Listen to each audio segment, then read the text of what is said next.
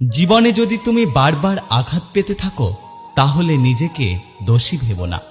একটা কথা মনে রেখো, যে গাছের ফল যত মিষ্টি সেই গাছের সবাই পাথর ছোড়ে।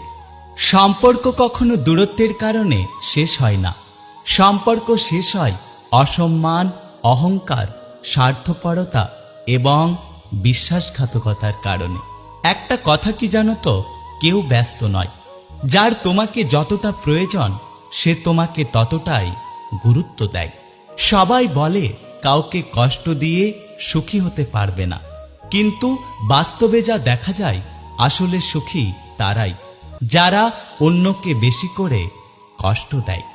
জীবনে শিখতে হয় মাথা নিচু করে, আর জীবনে বাঁচতে হয় মাথা উঁচু করে।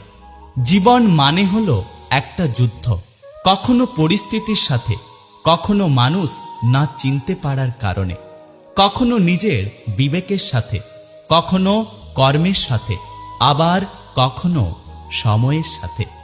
জীবনের কাছে আমার একটা প্রশ্ন, কি অন্যায় করেছি যে আমার সাথে সবসময় খারাপ হয়?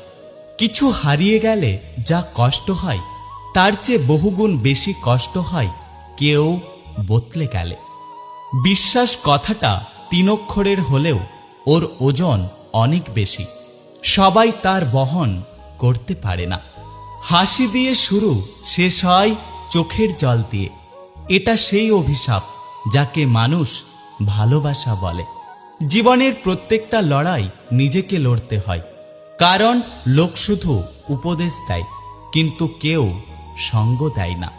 খুব জানতে ইচ্ছে করে মানুষ ঠকানো মানুষগুলো অন্যদের ঠকিয়ে নিজে ঠিক কতটা মজা পায়।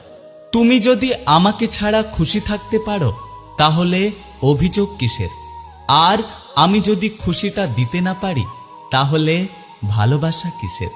আমাকে যারা স্বার্থপর বলে, কখনো নিজেদের জিজ্ঞাসা করেছ বিনা স্বার্থে আমাকে কখনো মনে পড়েছে কিনা?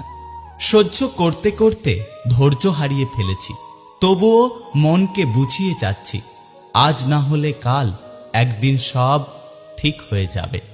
স্বার্থপর মানুষগুলো কখনো নিজের স্বার্থ ছাড়া অন্যের কথা চিন্তা করে না। ভরসা ছিল, বিশ্বাস ছিল, কিন্তু পরে বুঝলাম ওটা আমার ভুল ধারণা ছিল। জীবন থেকে একটা জিনিস শিখলাম, চাইলেই পর হওয়া যায়, কিন্তু চাইলেই সবার আপন হওয়া যায় না। আমি যেখানে শান্তি খুঁজে যাই সেখান থেকে মানসিক যন্ত্রণা নিয়ে ফিরে আসি। সময় বদলাতেও সময় লাগে, কিন্তু মানুষ বদলাতে কোনো সময় লাগে না।